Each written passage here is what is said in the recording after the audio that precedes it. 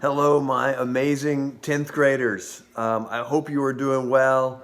Man, I miss you guys so much, and I cannot wait for us to be back to in class together again. Um, Man, I just wanted to touch base really quick with you guys and just try to catch up um, as we continue through this week. It is Wednesday, the 25th. So we're about halfway through this week.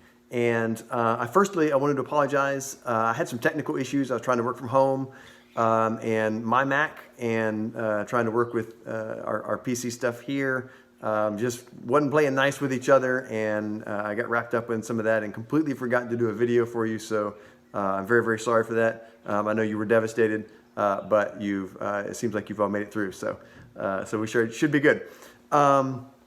I wanted to just kind of give you a rundown a little bit of some things for the week as we wind down chapters 12 and 13.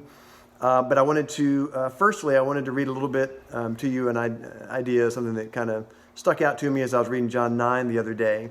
And I would love if you have any thoughts or comments if you read John 9, put them in the comment section below, and maybe we can chat back and forth with each other about different ideas from John chapter 9. Specifically, I'm looking at just verses 1, 2, and 3, and then the rest of the story continues off of that. But it was interesting. At the beginning of John 9, the disciples and Jesus were walking along, and they come across a man who was blind, and the understanding is that he was born blind.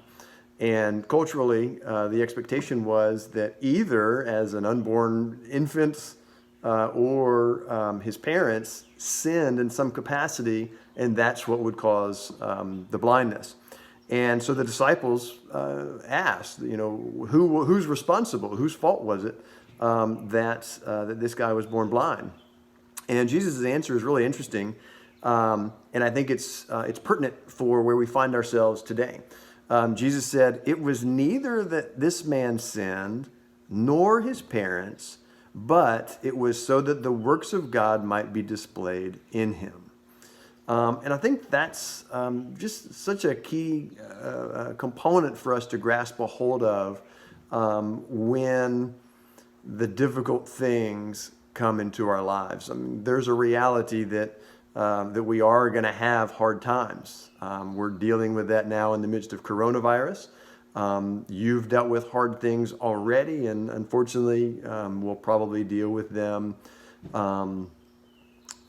in the future as well in different capacities.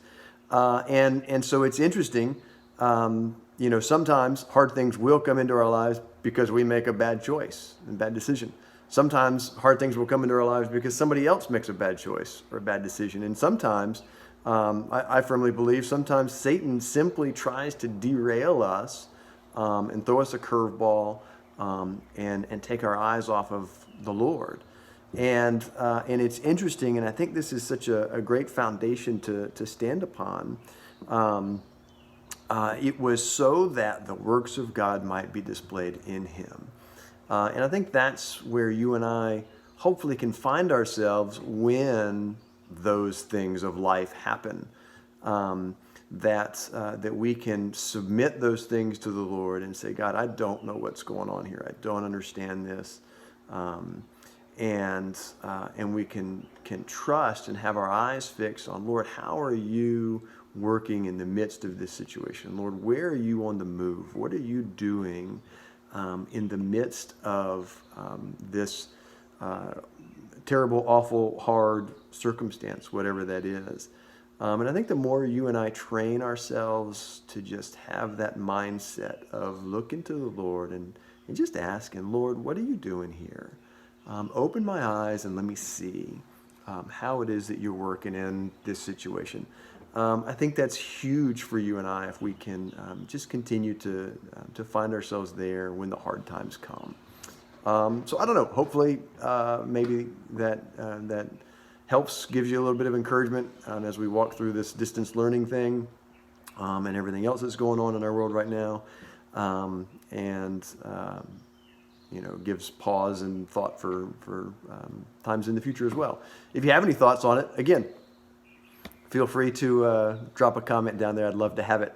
So really quickly, I wanted to just kind of run through a couple of things for the remainder of the week as we finish out this week. We will continue moving forward. We've got our test tomorrow. I'm up here at the school working on that right now, and I'll push that out to you first thing in the morning over chapters 12 and 13. Just be mindful of that review sheet. Be mindful of the things that we've talked about in the readings and the questions that I've had you look at, and the PowerPoints that I've sent out. All of that sort of driving towards the end here with chapter 12 and 13. So I'll put that test out tomorrow morning. Excuse me. It'll be a Word document. It would be easiest on me if you just opened that Word document, answered it in the Word document, and emailed it back to me, or if you simply wrote out your answers in an email. Those are easiest for me. If printing it, writing it out, and taking pictures or whatever and doing it in a homework drop works for you, that's great, if that's best for you. But for me, it's just simply sending it in an email is pretty awesome. So we'll do that however is best for you, and I'll work with it on this end. Nextly, and we've got our test tomorrow, but also be finishing up your current events. We do definitely want to have those for Friday. My current plan with you guys is to have a Zoom call Friday morning at 10 a.m. And my hope is that we'll be able to get together and chat a little bit about our current events and just life in general, how everybody's doing, and kind of go from there. So be looking for the test, be getting your current events wrapped up, and we'll move forward with that. And I'm working on getting everything ready so that we can get that stuff graded and back to you as quickly as possible. And current event, if you want to just email that to me as well, that would be great. So I thank you so much, guys. I miss you so much. I really can't wait for all of this stuff to be over with for multiple reasons, but largely so that we can be together in class and we can hang out and have fun together. So I miss you, and I look forward to talking to you soon. Thanks so much, guys. Bye.